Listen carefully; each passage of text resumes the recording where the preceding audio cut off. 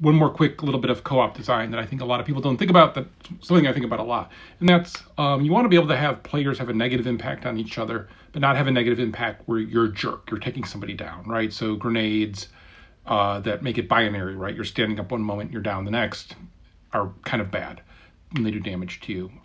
Often we lessen the damage that friendly fire incidents do versus what you would do against the enemy. So like the bullets may do less damage or not.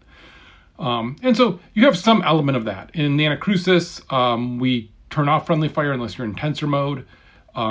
In Left 4 Dead, we always have friendly fire on unless you're in easy mode. Kind of flip it, right?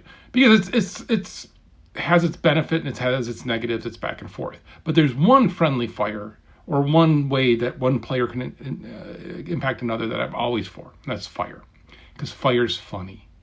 When you set somebody on fire, you laugh. You see it, it's visual. You see the damage you're doing to them. Often we scale it way down and you're not really doing that much damage.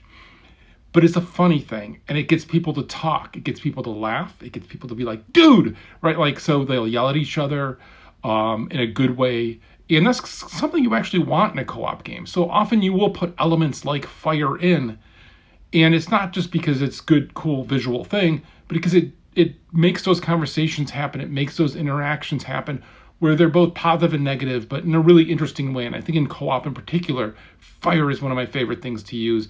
I mean, there's some other elements like that, but you get fire because you can get that visual feedback from it as well as kind of those funny conversations.